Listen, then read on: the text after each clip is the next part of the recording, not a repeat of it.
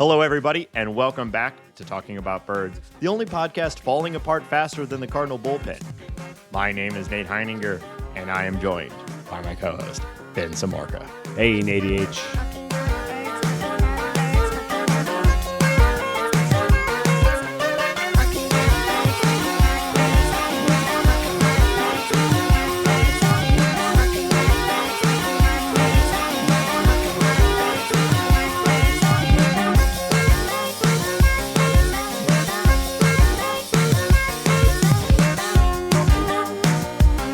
If you have an idea for the opening bit, text or leave us a voicemail at 848-48-BIRDS.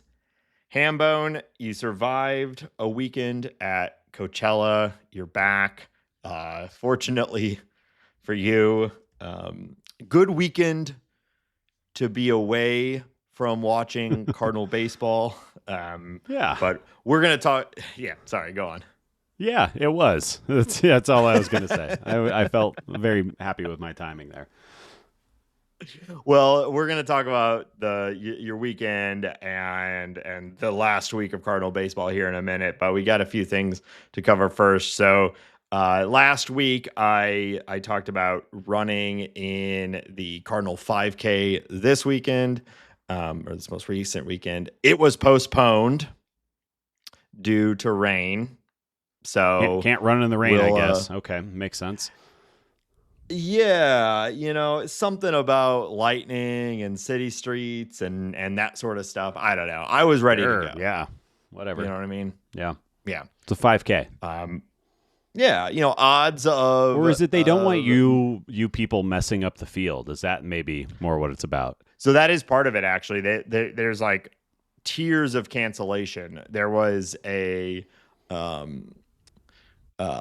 Tears of Cancellation sounds like a hardcore band, right? yeah, like a right wing. Screed. Yeah. But anyway, so it was like they're maybe just going to cancel the going out on the field part of it if we were going to mess up the track because of all the rain, and then it was cancel the whole thing if there's like thunder and lightning. So May 31st. So if you're out there and you did not sign up, but you wanted to, and you just didn't feel like you were prepared, you got another month and a week or two to sign up and join. It's always a good time. And this weekend, though, we got another little weekend away. Listeners of the show for a long time now might remember that every spring, Ben and I get together. My family owns some property down at the Lake of the Ozarks, and my dad loves to host a yearly fishing tournament.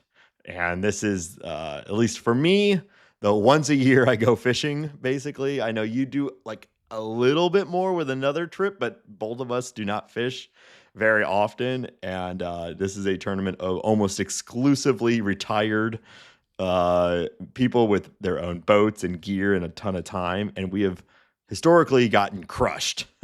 So here we go again, Hambone. How you feeling about this? How you feeling about this weekend? It's like a high school team playing against a major league club. It is. It's a joke. I mean, they all have boats that cost more than my car. Like they're all. I mean, There's a guy that we were fishing with last year. I believe that he had a lure that had a sonar attachment to it and like an iPad that it was reading out to on his boat. And you and I think our buddy Chris just went to Bass Pro. He probably spent $100 or whatever, and we're gonna let it rip. I will say, we'll be around longer than they are, so we win ultimately. There is a tournament where we will just show up and they'll all be gone, so we'll have one at some point. But I mean, it's a slaughter every year. But you know what? I have a good time. What playing the You're long right. game. We are going to playing win the long game. We're playing the long game here because that's the only option we have. That's really all we've got. Is at some point we're going to be able to go down there and claim victory by fact that we're the only ones there. Wow, what a positive view on this tournament. And my father and I'm thinking about this now. There is another generation right behind us, your kids and Chris's kid, and they wouldn't be surprised if they just lap us. So Maybe I shouldn't. No, count I the imagine chickens the before bar is they just hatch. getting low. Yeah. The bar is just getting lower and lower. When I remember when If men we- were men. Right. We used to wear hats. Yeah. I'm not hopeful about our chances of winning this year. Last year we did okay. We had a singular good day where we caught more fish, I think, than the entirety of every tournament combined. Yeah. You of course gave up about 20 minutes into the tournament and just chilled on the boat all day. I was we'll killing see it. how Some people are saying I actually had the best tournament. you might. I mean, it depends on the unit of measurement. If it's succeeding at the tournament as the rules are written, no, dead. Yeah, well, sure. Right. Far bottom. But But also reading's lame, so who needs it? Like Megan Trainor once said, "Fuck teachers." Did she say that? Yes. Huh. That's interesting. That's a hot take. A super reasonable thing for an adult to feel. Interesting. Okay.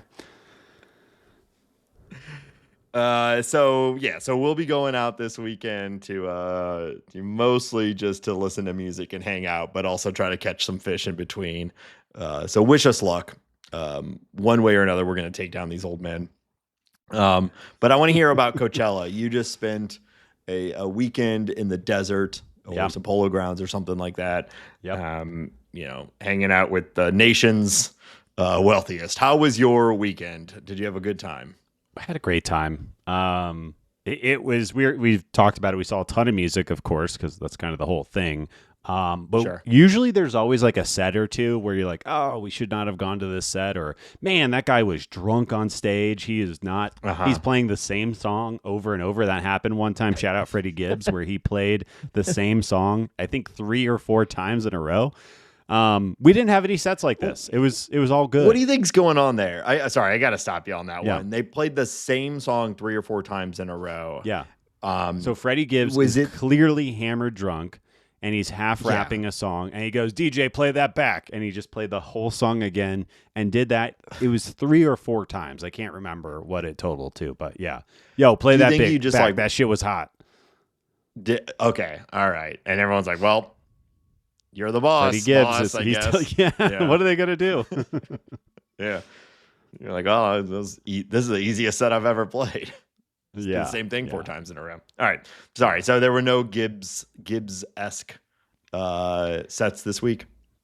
Yeah, no. Everybody killed it. We had a great time. We had a small crew. It's usually we have like certain people pop in and out year to year basis, but this year it's just my lovely wife, my little brother, and his lovely girlfriend. So we had a small crew. Which means you can like move fast. We were going from set to set and.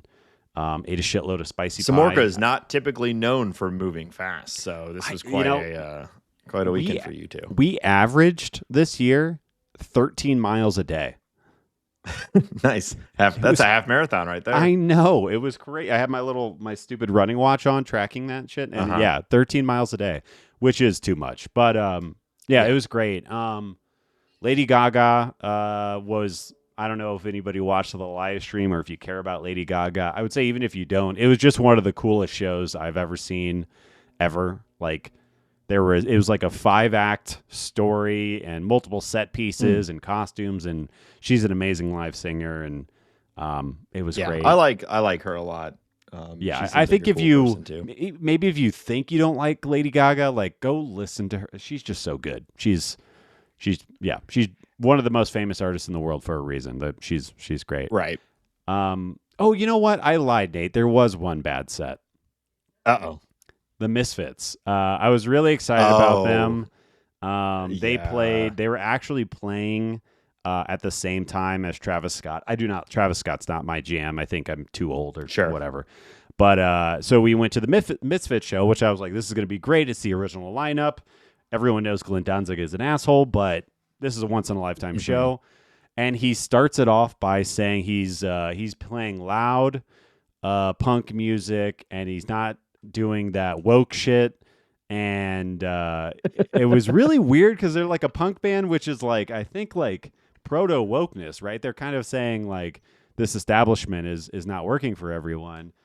Yeah. And he started doing bits about the California fires and how they were started by something that wasn't natural, and definitely intimating that it was a certain group of religious folks that may have been responsible for that. So we walked out about halfway through that set because it was a little too much for Wow. me.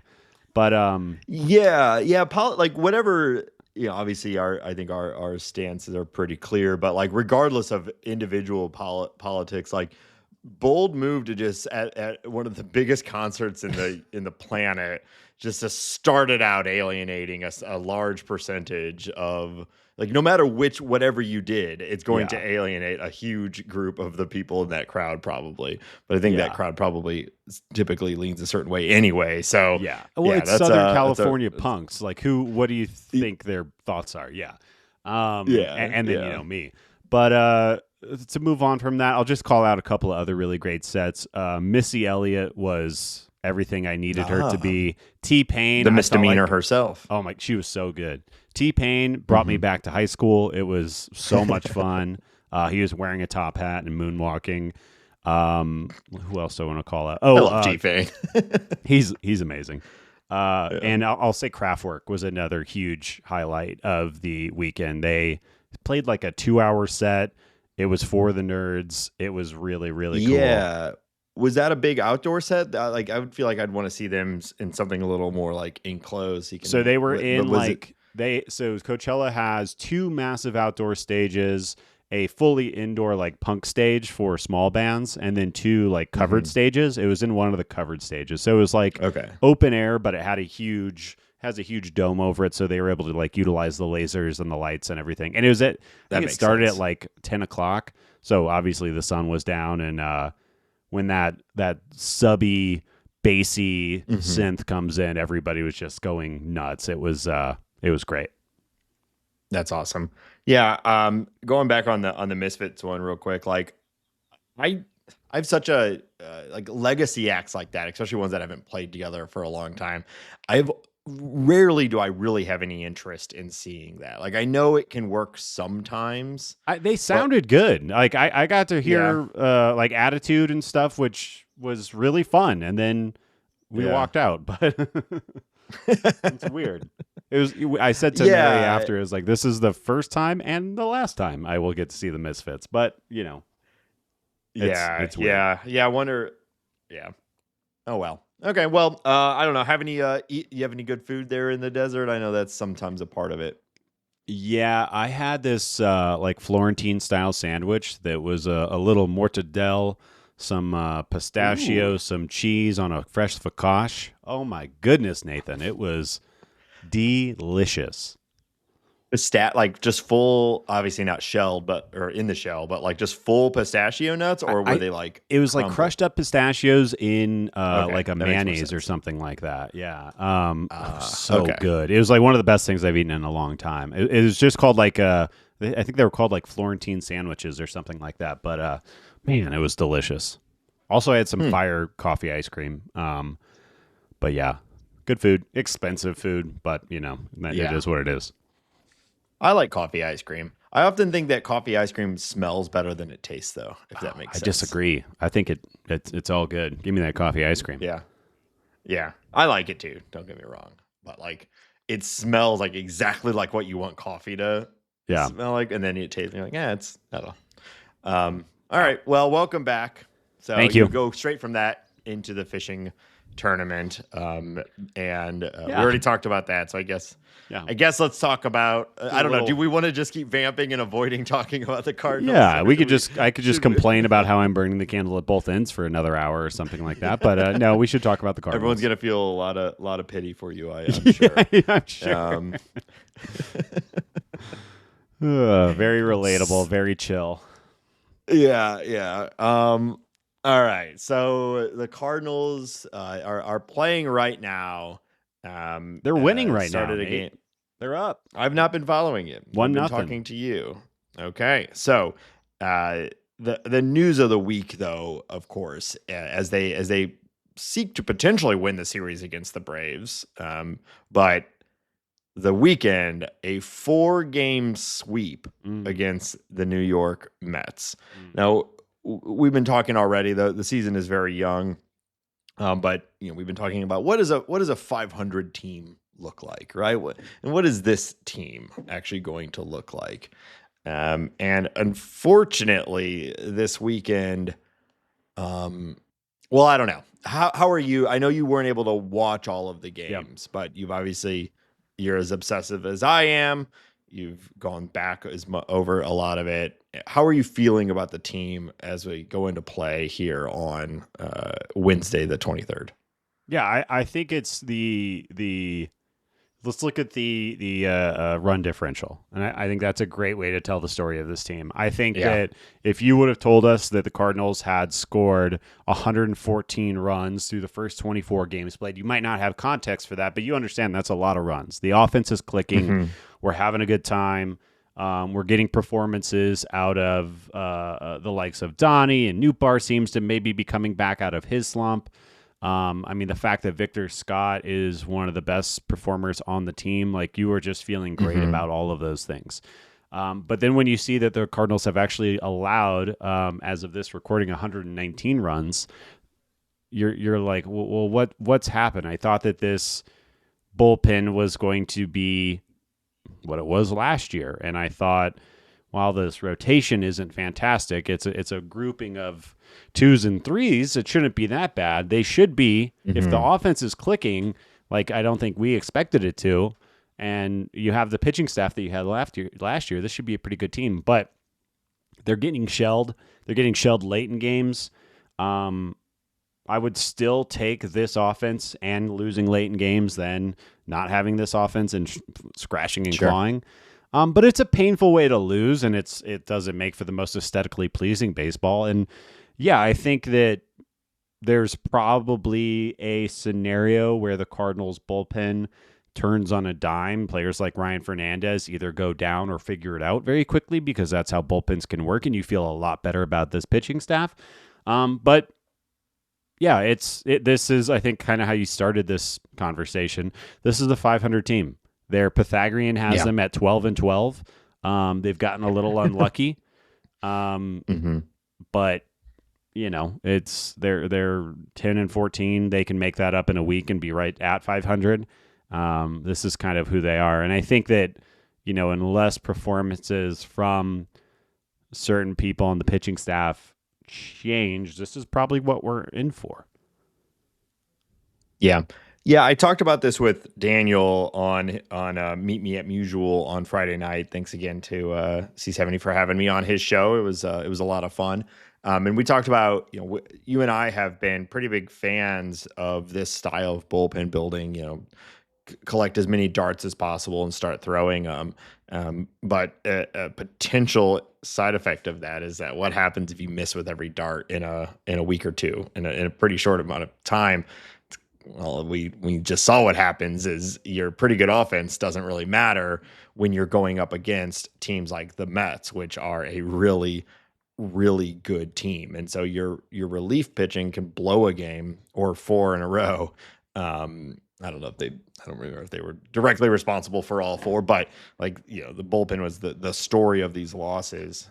And it's sort of the part of the problem with doing it this way, but it is a potential outcome. So, you could chalk it all up to played against a good team, bad small sample size. I don't know. What do you? I mean, part of that I agree with, but the other, Jojo Romero and Ryan Fernandez have been the biggest problems in the bullpen, and those are. I guess Ryan Fernandez, I wouldn't consider a made guy, but he had a great year last year. And based on the metrics, we were talking about this in the offseason. I expected him to take a leap forward this year. And Jojo Romero at times was the best pitcher in the bullpen outside of Ryan Helsley for chunks. So I think, that's why I'm not totally in the doom and gloom camp, because I think that those guys, like I said, I think that they could turn around. Although Jojo Romero's stuff has me worried right now, because the stuff doesn't look like it's there and he's not striking anyone out. But you can always hold out hope for a reliever, either going deeper into the crevice or completely pulling it out and turning their season around in a weekend. Things like that happen. Yeah, that's the life of a reliever. And there's been some good stories on the bullpen side too. Kyle Leahy has been fantastic. Yeah. Maton has been great. Yeah. Helsley has been a little shaky, but we just haven't gotten a lot of Helsley. But I don't think anyone's really worried about him. So you can kind of say like, okay, well, there's three pieces that are pretty good. So you really and Matz, long relief out of the bullpen. I know we're going to talk about him in a little bit. He's looked good. Yeah. So there are these pieces, and we've already seen Leahy has been moving up and up and up the leverage ladder. So in another couple weeks, maybe this is all fine, and we feel bad for Fernandez and Romero, but if they can't put it together, next man up. This is how the Cardinals have built the bullpen, and this is just going to happen sometimes, especially when you're doing it against, again, like a team like the Mets, who have like three of the best hitters in baseball right now on that team. Stupid, big, dumb, tough guy Alonso. Yeah. Like MVP season right now. And then Lindor and obviously Juan Soto, and Vientos is starting to heat up too. So It's just a really good team. So I'm trying not we say it over and over. We ride the wave on this show. A 4-game sweep from the Mets feels really bad, especially when a lot of them were late inning losses.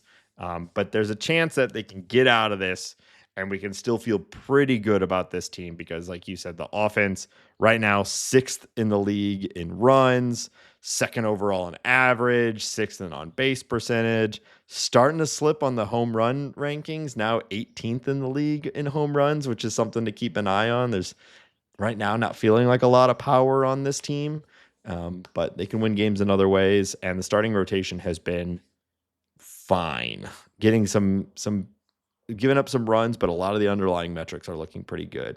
So why don't we talk about that homer thing? I think it really comes down to I think the player that we should be talking about, but Nolan Gorman I think is going to be a huge part of that, and the Cardinals have obviously made a huge point of in the media and Oli Marmol specifically about him playing.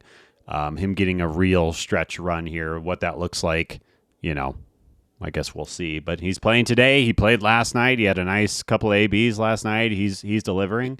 It wasn't a dinger, but a game-winning, bases-clearing double down the line. I mean, it was a great at bat, great swing. He's been pretty good when he's had a chance to play this year. So outside of him. Wilson, we keep saying it. I'm not worried about Wilson Contreras. The pop is going to come. He hits the ball too hard, too consistently for it not to. But yeah, it is looking a little underpowered right now. Yeah. Let's go into some of the news from the week. Probably biggest, most important news story is Masyn Winn is back. Overall, I think the team weathered him being out. I mean, I know they lost a bunch of those games, but from doing what they can, what they needed with his position and his spot in the lineup, didn't really feel like they missed a beat. Obviously, defense is going to take a step down, but Donnie looked pretty good there. So JC looked okay. They were able to weather going into the season without a backup shortstop, and then your team immediately losing your young star shortstop. It's like, of course, they're tested right out of the gates, and they did okay. Now, again, if Winn missed serious time, we might have to look at other options. But he's back and looking pretty good immediately. So I'm very excited to have Masyn Winn back. Yeah, that's my shortstop, Nate. We need him up. Yeah, he was kind of showing signs of heating up before he went down, which is, I'm sure, why he was so frustrated about going down. But yeah, he's taking strong at bats, and yeah, it's the defense. It is. I mean, I don't know if there's anybody in the Cardinals system that can even really hold a candle to him. Maybe somebody young that I'm not thinking of right now. But yeah, it's a huge drop off, and yeah, I think Donnie did fine. He looks better at second, but yeah, he did a fine job for a week or so. Yeah, and with the way he's hitting, and it gave Gorman opportunity to play, and Gorman's looking really good at second too. I don't know if it's just this small sample size or if he really worked on it on the off season. He was expecting to come in as a third baseman, so maybe he was just doing extra infielding drills. I don't know, but he's looked really good at second so far. So he's back, and kind of surprisingly, though I was pretty happy to see it.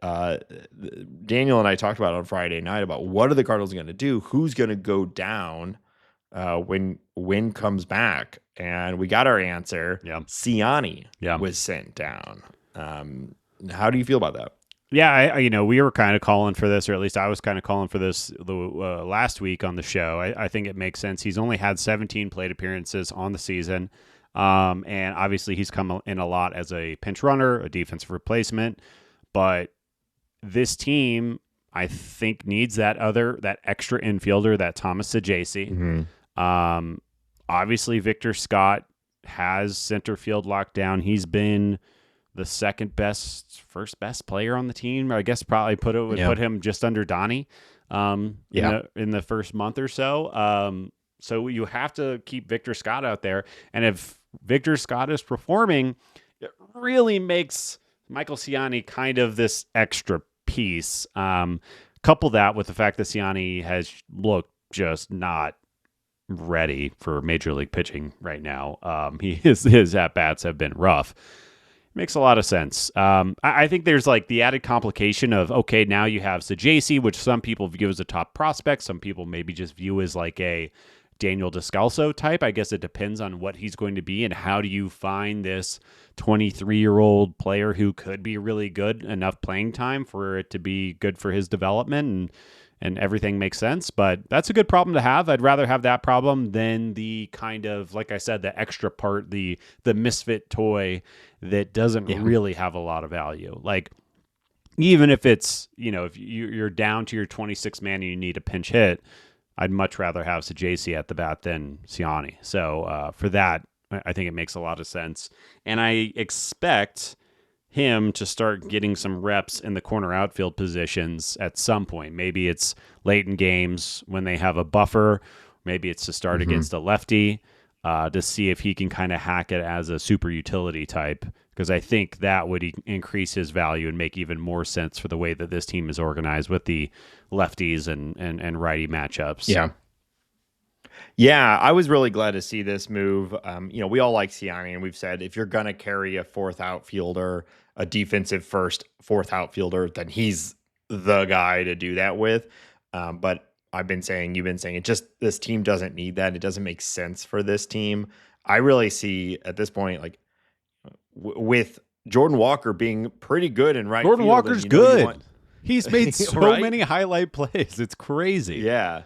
He's got those long arms. Long everything. It helps. Yeah. Ayo. And they so you've got him in right. So it's not like a dire need to replace him defensively. And in a close game, I know he's still not crushing it at the plate, but you'd still like to see his plate approach. Even in a close game, you'd rather have him up there than Siani. And so Newt can play center if needed. So if something happens to Scott, you've got that backup. So we don't really need just like a defensive first outfielder. And worst comes to worst, Donnie plays a pretty good left, pretty good right. So what are we doing with Siani? And I think the Cardinals, this is a thing that I was glad to see, because I think the Cardinals of the past probably send down Saggese because he's the young guy, just got called up. He's got the plenty of options. There's not a clear spot for him, and you just sort of play the reputation game. You say, well, Siani's our guy. He's been here, so he's staying. Saggese, you're the new guy. You're going down. Even though he's absolutely crushing the ball right now, he's looking good at everything he's doing. I know it's hard to get him in the lineup, but he certainly seems like he belongs at the major league level, and he just is something more useful than Siani. There may be a time where it makes more sense to have Siani on this team, but it's not right now. And I was glad to see them make this decision. Yeah, I think, the same way that you're kind of exposed not having a Saggese on the roster with at shortstop, you are similarly exposed with Victor Scott. But assuming he plays almost every day, you slide Nootbaar over there every once in a while. Yeah, I think you're in a good spot, and this makes the most sense. And I think it should also be respected how well Victor Scott is playing outfield, is playing center field. I'm sure if you deep dive into the metrics and everything like that, it's probably a step back from Siani because of how good he is. But he's looked Right. awesome. He's made every play. I love it. Yeah. It's the same thing with Masyn Winn, and why you're kind of okay with them not carrying a backup shortstop, He's where going you're to like, play well, we got this. 155 games. Yeah, if not more. They're young enough. Like, I know those are intensive positions, and it's very reasonable to give them days off. But those are the types of guys that you think that if like they could play 162. Yeah. I know when last year started to wear down, and they were losing, so they're giving him more time off at short. But now he's in another full year. Like, these are your franchise guys at this point. Yep. It's probably a little early to call that on Scott, but yeah, if they're playing 155 plus, you don't really need that, and there's just more use elsewhere on the roster. Yeah, so absolutely. I was glad to see him make that decision. But the lineup, here we are, Ben. You want to have another roster crunch conversation? How do you build the lineup right now? Who's going where? What is your ideal? If you're in a win now game, what is your ideal lineup looking like? Yeah, I think the only change I would make to so let's say that the lineup right now is probably pretty locked in at Nootbaar, Contreras, Donovan, Arenado, Burleson, Walker, Pages, Victor Scott, Masyn Winn, right? That's probably the lineup that he is running out, that Marmol is running out most days. I think the only change that I would make to that, if I want to win the game today, is swapping out Burley for Gorman and probably leaving everything else the same. You could argue for Gorman playing second base over Donovan and Donovan going to DH. I don't think that I think Donovan is a better second baseman. So I think that is probably the most optimal lineup right now. And then you swap in a Sajacy or Lucan Baker for, pick your least favorite lefty-lefty matchup for those guys. But yeah, I think that's what it is. Like you said, I'm a little worried about Walker just because that WRC plus and those numbers have been dipping. But this is what we're here for. We're here to develop Jordan Walker against Major League pitching. I do not love. So that I said that's probably the optimal lineup. The thing I don't like about that is that Baker really hasn't been getting a ton of at bats recently, which I think is too bad. But kind of the nature of the beast. And then it is hard to find time for Sajacy. But, those are good problems to have, I suppose. Yeah. Yeah, I wonder what the leash, I guess, is the word people use on someone like Burleson. We've seen him maybe improve a little bit recently, but I still sort of struggle to see the long-term fit for him on this team. But in a win now thing, him against righties, I get it. He's usually going to give you a pretty good at bat, but unless something, I don't think he has a barrel yet. He doesn't have a home run yet. Like, I don't know how much longer you can keep running that out there. What it comes down to, Nate, is that Nolan Gorman can play second base and Burleson can't. Right. So the long-term value of what we're trying to do here just makes less sense. Yeah. Yeah, that's what I'm saying. But I like Burleson as much as the next guy. I wonder how long they keep prioritizing him over other people. I'm looking at Burleson's StatCast numbers right now. You are correct. He doesn't have a barrel on the year yet. He has a decent exit velocity. He's hitting the ball fairly hard, which is always good. But his expected stats are looking really bad. He has an expected batting average of 191, an expected slugging of 257. And those are disappointing numbers. Now, he could turn it around. He's done it. Right. He did it for almost 6 months last year. I don't think he's a bad hitter. But when he's not hitting and he doesn't have any defensive future, it is head scratching a little. Like, how long is the leash? How long are we going to go through this? Yeah, like the Cardinals, like most teams in major leagues, don't like to have just a DH only. You really reserve that for your elite guys who are just DH only. And he's not that. So I'd much rather use the DH as a rotating day off sort of thing than locking in a Burleson. Yeah. And I suspect that like, he had a good year for the Cardinals last year, and he deserves time to figure it out. But I imagine with guys like Sajaci crushing it, Gorman seemingly playing very well, at some point in the near future, if Burleson doesn't turn it around, we're going to start to see him lose at bats in favor of a whole host of other guys. Yeah.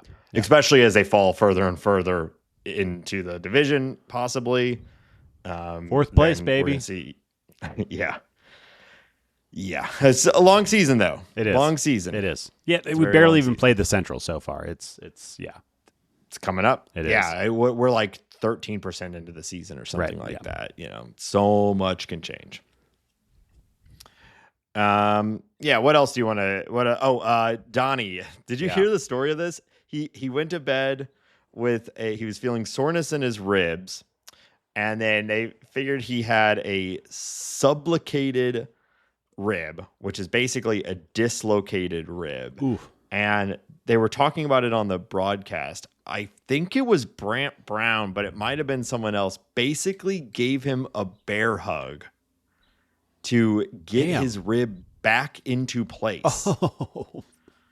And he sat out that game and is still out because he's sore, but they fixed it with a bear hug. Yeah. The whole thing, I hated. Yeah, I'm too soft for that. I would knock me out and take me to the hospital. That sounds horrible. Just the whole thing. I definitely just, I hate it. It feels bad. But I guess that's good. They could solve it in that way. And sure. And he's just, I don't know. The whole thing just feels weird to me. Like, your ribs dislocated. How does that happen? And just hugging it back into place. But you know what, Ben? If only more of our problems could be solved by hugs. Wow. I think, actually, a lot of our problems could be solved with hugs. Yeah. That's what they should be doing across the world, Nathan. That's what you know what I'm saying? Why don't they wouldn't it be chill if everybody just got along? Mm-hmm. Wow. What if, sorry, there's a tariff on hugs, so that's gonna cost you. Stupid. I'm still doing tariff jokes. Hey, they're good. They're still happening. They're good. We're in the middle of it. So he seems okay. And weird story, but he seems okay, so we'll be fine. And I know you put it in the outline. I want to talk about it too. JJ Wetherholt is crushing it in the minors. I think there are some teams where he would be on the list of, like, on the short list of call-ups. Like, we're seeing some other guys from his draft class starting to get called up. Nick Kurtz from the Athletics is getting called up. There will be a number of these guys. People are talking about Jack Caglione getting called up here soon. Yeah. So, it's not out of the realm of possibility for someone who's drafted last year to come up early in the following year. The Cardinals are in a situation where they don't need to, mostly because he's of the position he plays and all that. There's already a logjam there. But this is great. Like, he's doing everything you want to see and cementing his future as, like, he's going to force his hand at the major league level sometime, maybe this year. Yeah. Depending on how things shake out. But you got the roster will figure itself out over time, probably. Although we've been saying that for years. But what you want to see is exactly what he's doing with a 167 WRC plus at AA. Yeah. 2 weeks in, obviously it's still very, very early. He's got a stolen base. He's walking. He's not striking out a ton. I mean, striking out just over 11% of the time in your first time in AA is a very exciting sign. Obviously we saw his strikeouts in spring training were a little high, but I'm not going to worry about that too much. But seeing that strikeout rates in there and facing tougher and tougher pitching, he's only 22 years old, is very exciting. I don't know. We'll see, how quick they are with the promotion to AAA, or if they keep him at AA. Some people think that the pitching at AA is, fine enough for this kind of maturation, but very exciting. Chase Davis also having a really nice start to the season. He is. I was going to talk about that last week, but we kind of ran out of time. Yeah. He's rebounding. Yeah. He had a pretty horrible start to his professional career. But the talent's starting to break through. So pretty excited about him. Yeah. Yeah. We'll see. Or obviously the pitching is really what we need, but it is fun to see these position players kind of pop out of the gates early. Yeah. Let's talk a little bit more about the pitching. So I want to start with a positive one. Liberatore Oh, baby. is really starting. Like, to me, this Mets start was really a test, right? We've seen him. He's looked pretty good to start the season, but this is the best lineup he's pitched against. And I don't think you can be anything other than happy with how that turned out. So he's looking like the best pitcher on the team right now. The results would say that he is. Yep. I wouldn't necessarily pick him over Sonny Gray right now, but from a pure output standpoint, you would take Liberatore. It's been pretty incredible. Yeah, I'm looking at the F4 leaderboard right now for all MLB starting pitchers. He is number 13 on the list. He is ahead of Logan Gilbert and right next to Yoshinobu Yamamoto. Like, who had that on their prediction game? I mean, we've gassed the guy up and we've talked about his potential and a lot of reasons why this could happen. And, we'll put a little water on the fire. It's only 4 starts in. But he's looking good. He is not walking people at all. The breaking stuff is looking real. I'm on the hype train, man. He's doing everything you want him to do. And like we talked about it last week, it's the frame, the pedigree, the pitch mix, the beard. He looks like the major league pitcher. And he's limiting walks. He's not giving up home runs. He's doing all the little things that you should be really excited about. And, he's still 25 years old. Like, this is exciting. Very exciting. Yeah. Yeah, the walk rate is particularly incredible. A 2% walk rate, which coincidentally puts him in the top 2% of baseball. And he's only given up 2 walks. Yeah. Yeah. So I just... 2s are wild. He's having a great start. I mean, that right there, that walk rate matters, obviously, but it's particularly impressive when you're talking about a guy who is all about spin and stuff and tricking hitters and things like that. So you would expect a guy like that, especially this early in his career as a starter, to have a higher walk rate as he's figuring it out, trying to get guys out of the zone and things like that. And I'm sure there'll be some regression at some point, but this combination of stuff and low walk rate is an incredible recipe for success. Yeah, he's only given up 4 barrels so far, which puts him in elite company. There's a lot of ties, but he's in 3rd place in MLB on that. I mean, the fact that he's doing that, not giving up a ton of hard contact, it's hard to not be just super. He's doing everything you want a pitcher to do through 4 starts, and I think he's looked better and better and better after each start. So yeah, I'm hype train, all that stuff. Let's go buy stock, pick him up on your fantasy team. Everything is looking great. Yeah, we this is exactly what we need to see to be hyped. I'm still going to say for 2026, which has been the year that we've been really targeting as a potential competitive year. We need a couple of these this year to really understand what the rotation is going to look like next year. You talk about, like, we'll get really rosy on this right now. You talk about a rotation going into 2026 with Sonny Gray at the top, Matthew Liberatore and Quinn Matthews, the 2 lefties starting, at your 2 and 3, and then whoever else kind of fills in the back. You can start to feel really, really pumped about what that could be. Could be fun. If this offense even just stays at what it is, all these guys are here next year. The entire offense is here next year. Most of them were drafted in 2020. Is here. Yeah.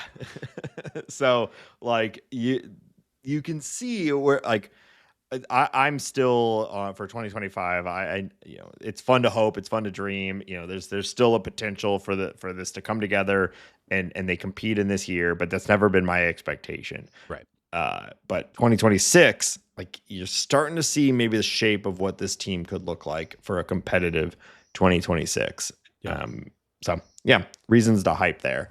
One guy who will not be here next year, but has had some interesting results as pitching right now. Miles Mikolas, he had an interesting quote. Do you want to read that?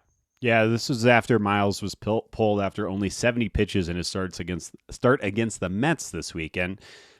He said that if there's a diminished sense of trust in some of my abilities, I understand that. Mikolas went on to say, getting better with some of my sequencing and being able to go after strikeouts is something that's going to help me earn that trust back.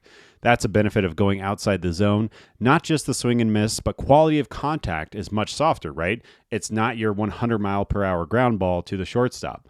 A lot more good things can happen when you're out of the zone at the right time, and the quality of contact is a lot less.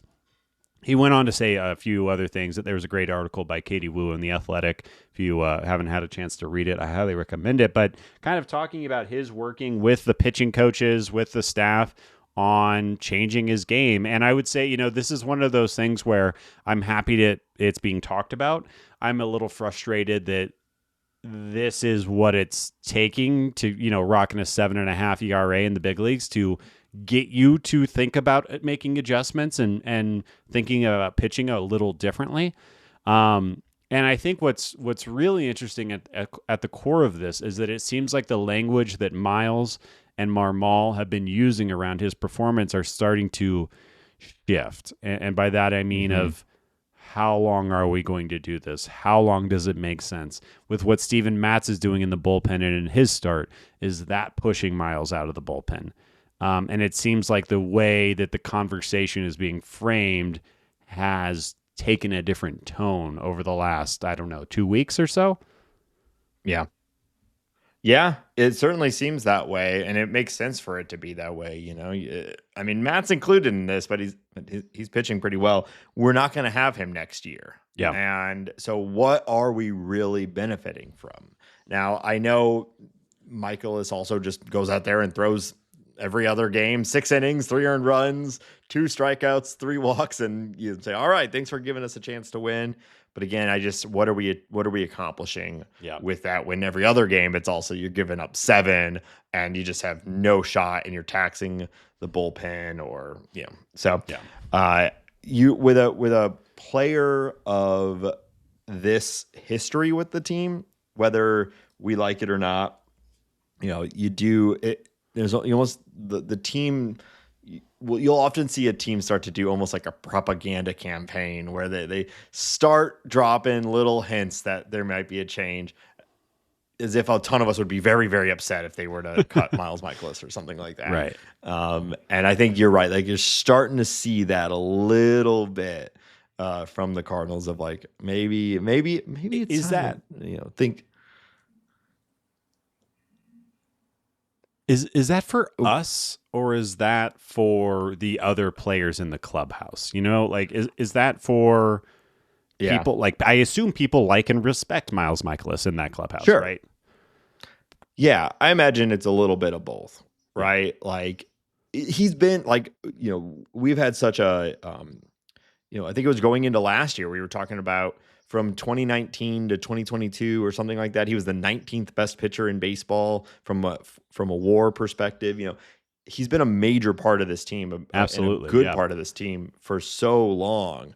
And he's being paid a lot of money right now. So, like, you can understand why the team is taking a very cautious and respectful approach in that regard. I that's where I always get torn on it, is the cold, mechanical, best data decision versus the like human, like, track record sort of thing of like, well, maybe he'll bring it back, right? Like, that's what they're doing with this. Like, let's mess with this pitch mix. Let's try different things. Like, he's been a successful starter before.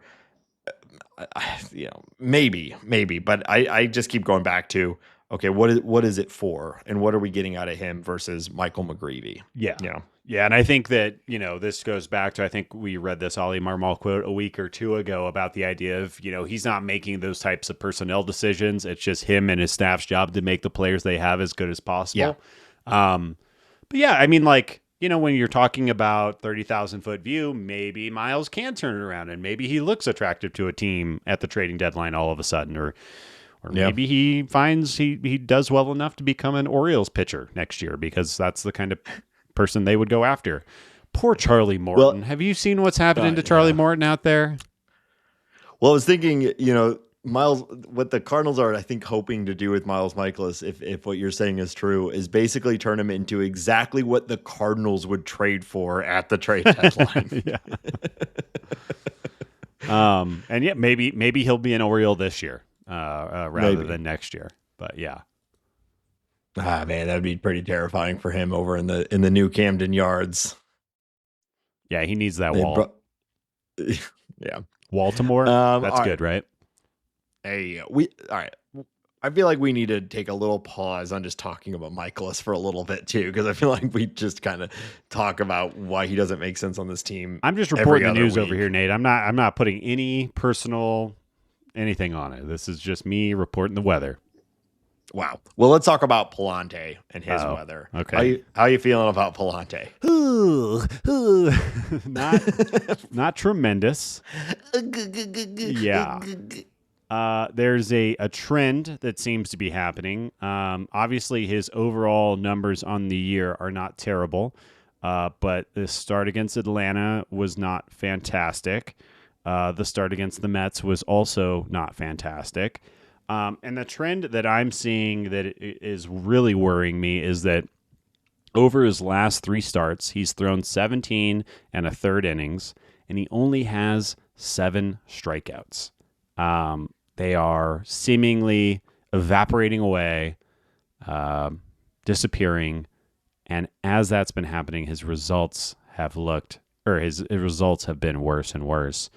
The fastball velocity hasn't been where it normally is. It seems a tick or two down. I'm just starting to get a little worried about our guy here. I don't know. I don't know what else basically to say. everything bad is up and everything good is down right now. Mm-hmm. If you pull up his StatCast, it is pretty much exclusively ice cold blue, except for one thing, which we'll talk about in a second. But he's even been getting kind of lucky in his results. Right now, his ERA is a 4.05, which is reasonable. His expected ERA is a 4.75, which once you start getting around that 5, you start not really being a particularly valuable starting pitcher. Yeah. An interesting thing from his results, though, is that he is in the 97th percentile for ground ball rate. Yeah. So that is good. It's out of major league starters. I believe he is in first place. I was looking at this earlier. Now, there's some relievers that best him, but out of starters, he is the guy. Yeah. And which has always been a part of his game, right? He kind of takes that, like, I'd say Waino sort of approach where you're really pitching for ground balls, but you're hoping, his ideal is a Waino approach where you're pitching for ground balls, but your stuff is so good, you're also getting strikeouts. Right. So you want to see a high ground ball rate from him. But it's not resulting in strikeouts, which is the problem. We're still early in the season. We're talking 26 innings. Could still turn it around, but trending in a wrong direction, which is not great for a guy that, until you and I talked to Nick from Pitchers List, we were very excited about going into this year.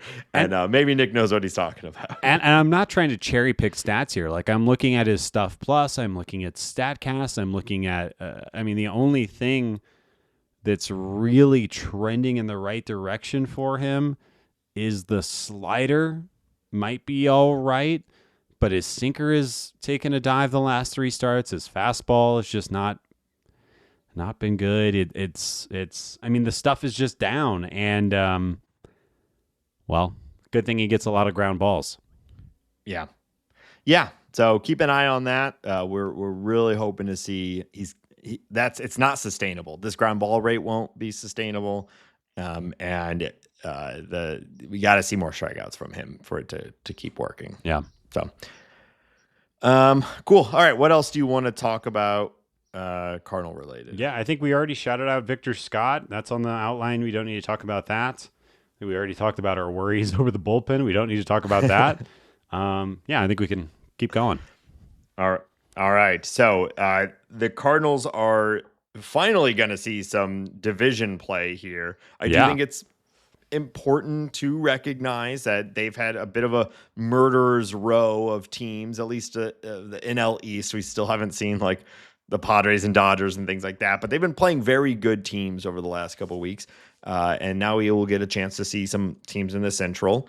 And we're going to talk about that as well as some other news and notes from around the league. But before we do, we want to remind everyone that this show is listener supported on Patreon. Patreon.com/Talking About Birds. If you enjoy the show and want to support us directly, the time and effort it takes us to bring you this show every single week.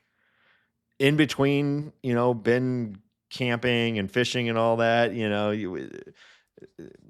he's got a lot going on, you know what I mean? And so if you want to, the fact that we're able to bring this to you every single Shut week, up. there's a lot of good stuff that you can check out on patreon.com/talking about birds. Patrons of every level get access to the Bird Scored. It's a private chat server on Discord where we are following the game, posting lineups, talking about it, sort of essentially replacing what a lot of us used to do on like Twitter and things like that, where you're just sort of like live tweeting the game, but it's actually in a closed space with other fans, other listeners, and you can actually talk to other people as the game is going on. It's a lot of fun. I highly recommend it. It is completely replaced, even where we're at, like Blue Sky and whatnot. I'm basically just in the Bird Score during games now, and it's a lot of fun. So you get access to that, and there's some other things on there too if you're interested. So check that out, patreon.com/talking about birds. Otherwise, consider leaving us a review on your favorite podcast platform. It is very, very helpful for us. And of course, tell your friends, tell your family.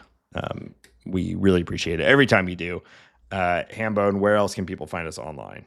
Yeah, we're on all the socials at Talking About Birds. We're on Blue Sky, Instagram. We got the TikTok. Come and click on our faces over there. If you prefer to listen to this show on Spotify, you can do that. Rate us and star us and all that shit over there. You can listen on YouTube, and we also do full videos. You can watch this podcast on YouTube if you want to do that. For whatever reason you might want to. You can get all of the podcast information, YouTube. We have t-shirts available, everything like that at talkingaboutbirds.com. You can email us at talkaboutbirds@gmail.com.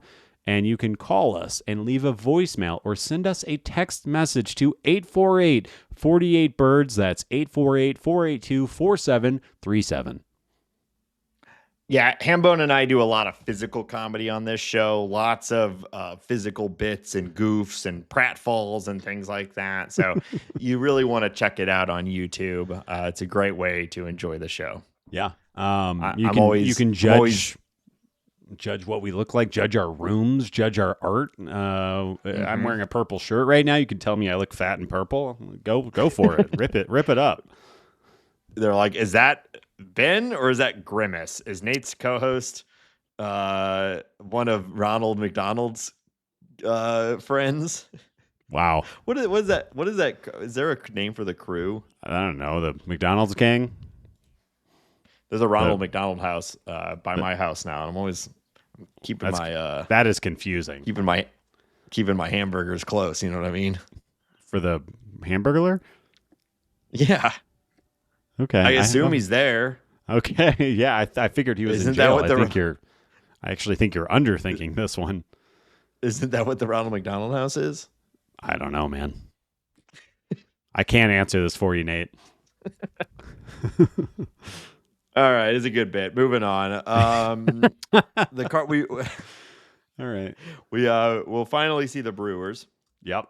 They're coming to St. Louis for 3 games. So the Brewers find themselves what are they? Are they in second place right now? Yes, they are 13-11. They have a plus 16 run differential though. Yeah. We've talked about them a lot over the offseason, even into this season. The big question for them is their starting pitching going to work? In many ways, it has not, although Freddie Peralta has been fantastic to start the year, which has really helped them out. Their offense is good. Their bullpen is pretty good. They're in second place in the division, and they come to St. Louis. How are you feeling about this series? Yeah, I would be feeling a lot better if Christian Yelich didn't start recently destroying baseballs. He's been one of the better players over the last week. And anytime Yelich is good, I just worry that he's going to come to St. Louis and spank us. So I think that that's highly likely.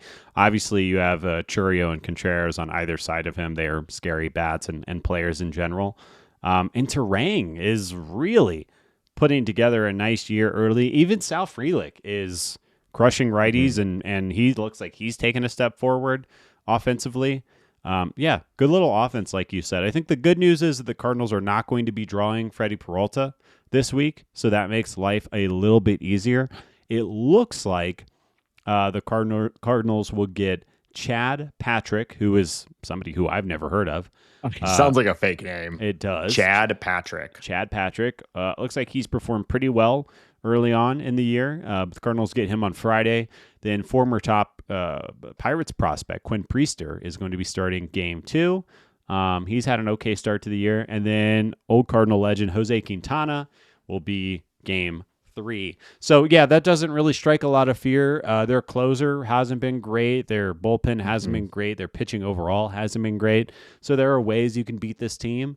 But I think it's really going to be about making sure that Churio and Yelich and Contreras really don't pound you all weekend.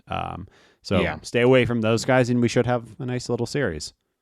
Yeah, it's two teams with pretty good offenses and pretty mediocre pitching or bad pitching going against each other. So you would suspect these could be some high scoring games. However, this is at Busch Stadium, and fortunately for the Cardinals, we have Sonny Gray, Liberatore, and Matz going, who are maybe the 3 best starters on the team right now.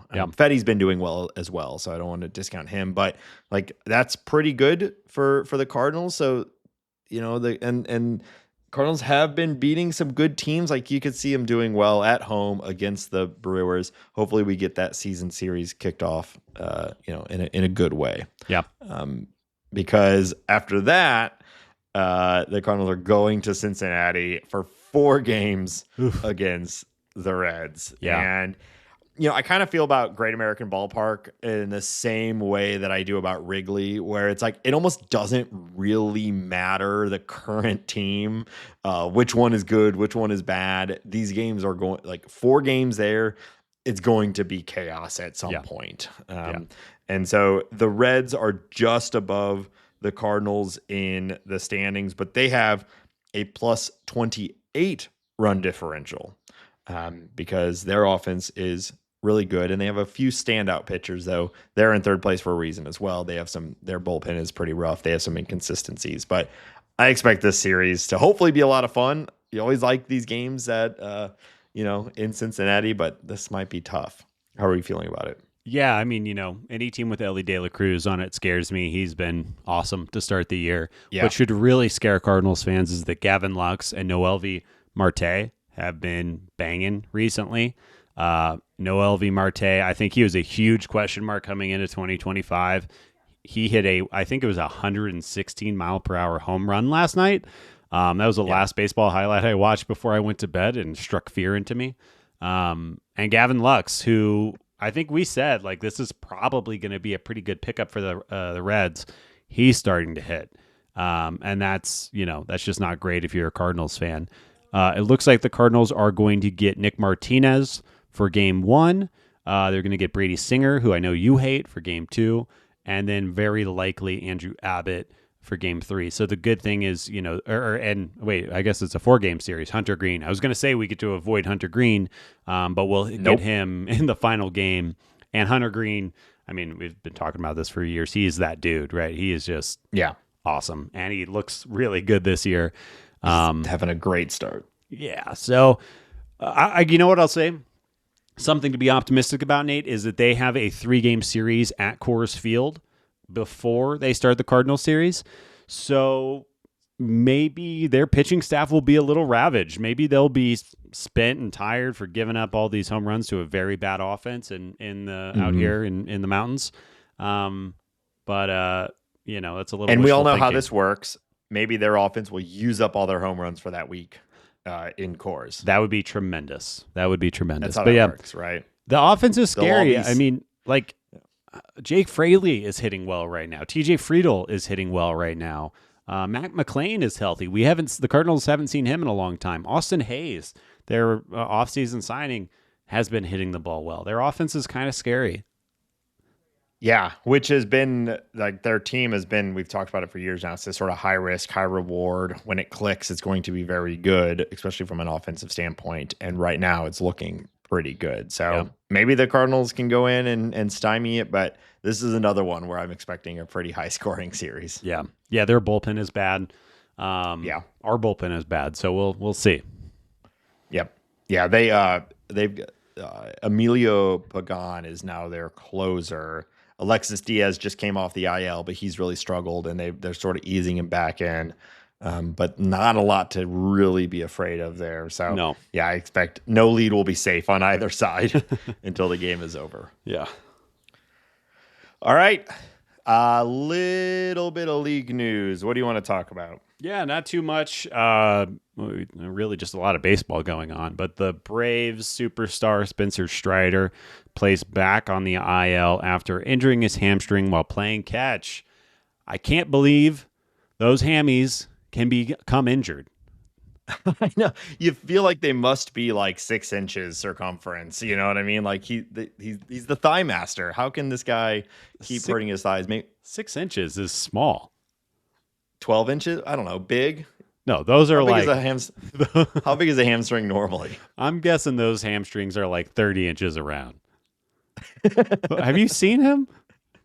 Yeah, but 30 inch around. You're a string being, Nate. Okay, you don't understand it. I'm a thigh guy over here. These things are huge, and I'm sure Spencer Strider's are even bigger. So 6 inches is laughable. That's like my forearm. What are you talking about? I don't know. I guess I don't really know how big a hamstring is. Okay. They're normally like pencil, sized, and yeah, sure, man. famous. My hamstrings are too short and are just bad in general. Yeah, so I don't know what I'm talking about. We got a couple of big prospect call-ups that I'm excited about as well. I think we already talked about Nick Kurtz, but this guy was, 4th overall pick for the A's last year. All he has done has been a masher. I think this kid is going to translate to the big leagues immediately and be a really fun player to watch, but kind of cool to see this kid and the A's doing competitive baseball-y things in their weird ballpark. I watched some of the A's game last night, and balls just sail over the wall. It is the most ridiculous home runs I've ever seen in this ballpark to start the year. Yeah, they went from one of the worst offensive environments in baseball to a minor league stadium. So it's pretty incredible. I mean, we're seeing that team is in the top 5, I think, in home runs just in general. Tyler Soderstrom has 9 already. We were saying a lot this offseason. We're expecting that team to hit a lot of home runs. And if Nick Kurtz comes up and is anything at all what he looks like he might be, this team's going to be really, really powerful, at least. Like they're moving Rooker and or Soderstrom to left field just to get Kurtz in this lineup. And it's going to be a pretty terrifying lineup. Lawrence Butler is heating up as well. I cannot remember where I read this article, so I apologize for not giving somebody credit for it. But I was reading that ballpark, so it is the like from home plate to the outfield is that you're going west, right? And then it's near the ocean, so there's a breeze coming from the ocean inland. And because the ballpark is a minor league ballpark and it's only got the one deck, it doesn't have the high walls. That jet stream or that wind is coming over the top of the ballpark. So basically, every night, if you hit a ball higher than the roof of the stadium or higher than the seats in the stadium, it's just getting sucked out. So I think we're about to see something really weird over these next 3 years, and I guess get the ball in the air. Yeah, it's gonna make I guess it's kind of like Coors, right? Where you're just it completely breaks projections for players. Yeah. And I mean, this is already a power hitting team. Like I think Soderstrom and Butler and Rooker, they're going to hit home runs anywhere. Yeah. But when you've got this also, we might see some silly power numbers from this team. Yeah, we'll see. Maybe the exact opposite player in baseball from Nick Kurtz is Chandler Simpson, who is another player who I am very, very excited to see how he translates to the big leagues. This is you're a prospect guy. This is a top prospect for the Rays. How do you think Chandler Simpson's game is going to translate in MLB? He's got a really fun stat line from last year. I might not be exactly right on these numbers, but I'm pretty sure I'm very, very close. So last year he hit like a 364 batting average with 104 stolen bases. Yeah. And he had 104 stolen bases run. in 110 games. In 110 games and 1 home run. Yeah. So we've seen the dream of these guys several times now, right? Most recently, Estieri Ruiz. Yeah. And think back to Billy Hamilton. Of course. Exactly. Billy Hamilton. He's probably closer to a Billy Hamilton than a Ruiz. Ruiz in the minors actually did hit for some power, so some people thought he might be able to be a relatively complete hitter, but that did not shake out. Right. But these high average, insane speed, good defensive guys, you see why teams dream on them. I mean, how fun would it be? I think we're all rooting for 100 steal season in Major League Baseball again. If he did that in 110 games with the rules and everything now, maybe he can do 140 stolen bases in the big leagues. But again, everyone wants that, right? Like, I don't care, even if it's on a team that we despise. Like, I want to see someone have an insane Ricky Henderson level season of stolen bases again. Yeah. It seems impossible for someone to steal over 100 bases in a season at the major league level. But if there's ever a guy who could do it, it's Chandler Simpson. And he's a pretty good center fielder as well. Yep. So I get it. The thing is, it's just it so rarely works. Having almost no power, it's really hard to be successful at the major league.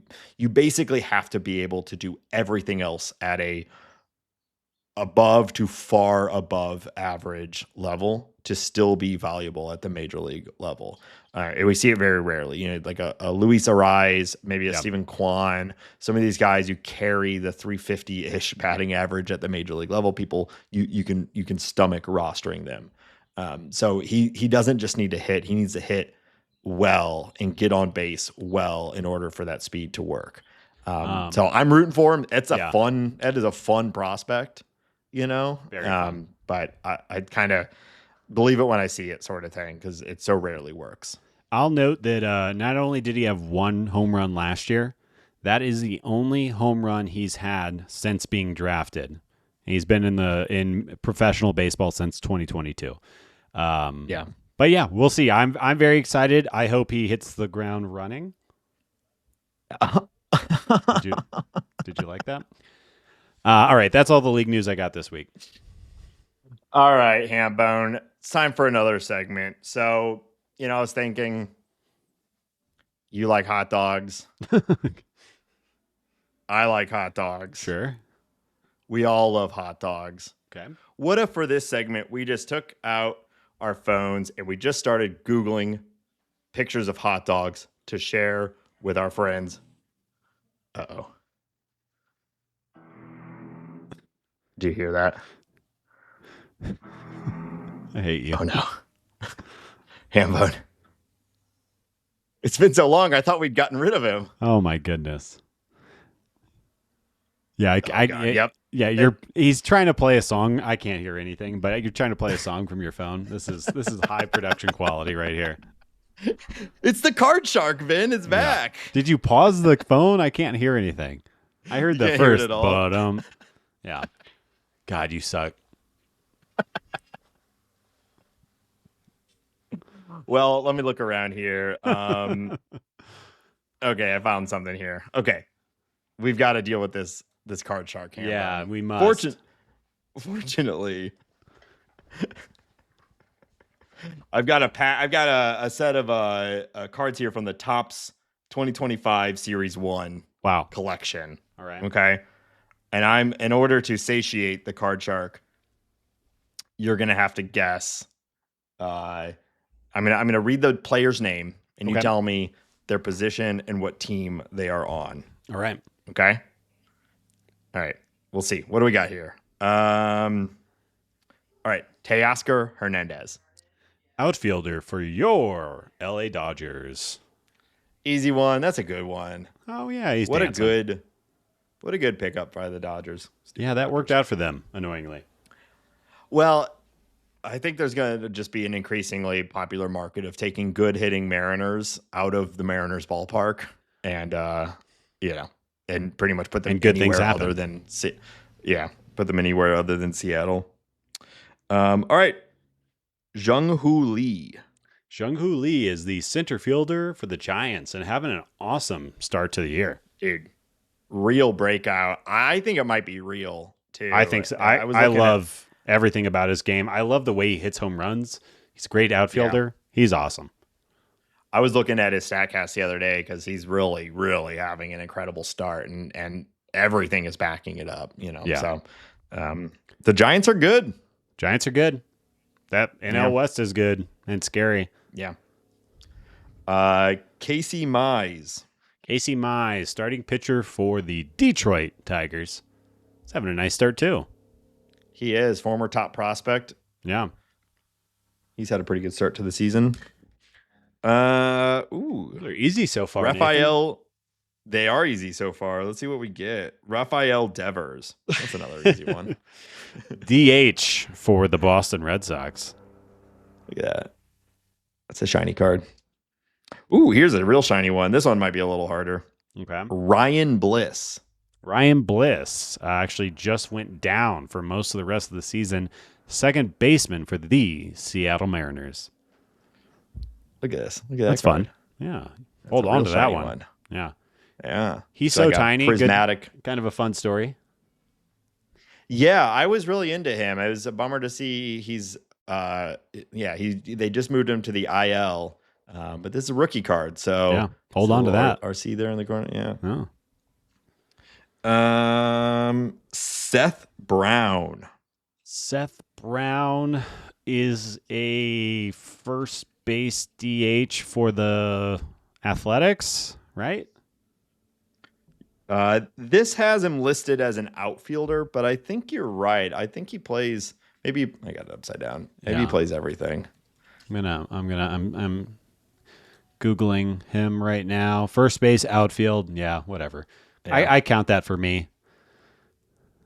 Well, we'll see what the card shark says. But kind of just like emblematic of what the Athletics have been for the last few years before some of these more recent call-ups. Just sort of a guy.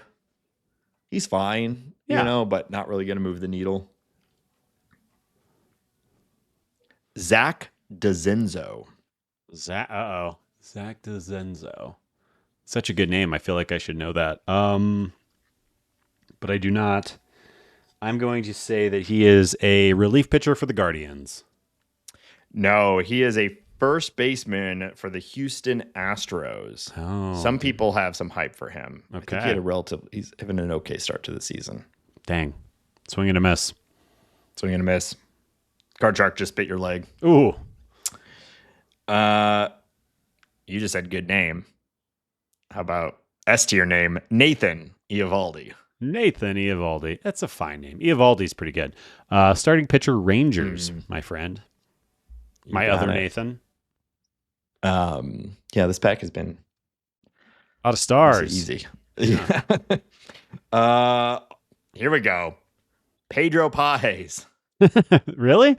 That's great. Yeah. Starting catcher, St. Louis Cardinals. Look at that. Look at that swing. Hold on to that. Look at those thighs. I don't want to rain on anyone's parade, but his bat has looked a lot worse recently. We're just doing fun stuff right now. Look at Pedro Pages. Look at those Pedro Pa legs. Yeah, how wide do you think those legs are? 7, 8 inches. I said the hamstring, not the leg. I know a leg is gonna be more than 6 inches. Is that what you thought I said? So that you're is just talking like just the back part of the hamstring. Okay, the actual tendon. Okay. I mean, it's a muscle. That's what I was. It's not a tendon. Whatever. It's all the same. I mean, kind of. That's what I meant. Not your. I know someone's leg is thicker than 6 inches.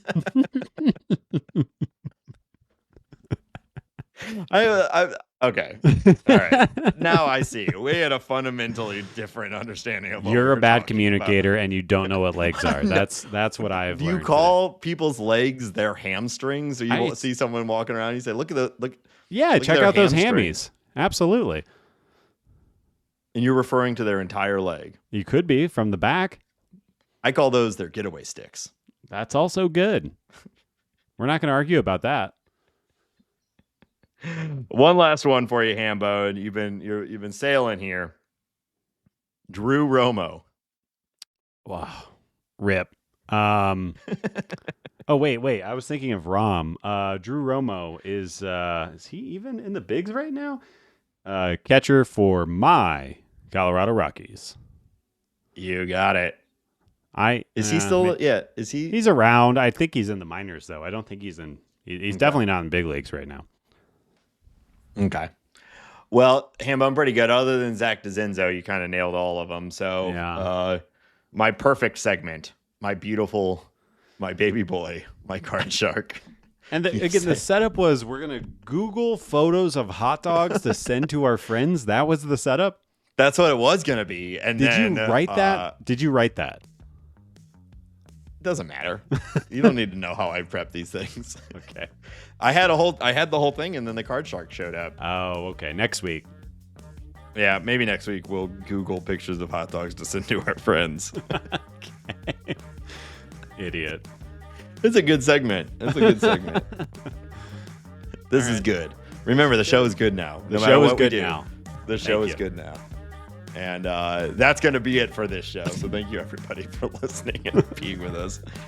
All right. We'll be back next week. A week against the NL Central. Cardinals are currently still winning against the Braves. Yeah. How fun would that be? Absolutely. All right, we'll be back next week. And until next week, go Cardinals. Go Birds.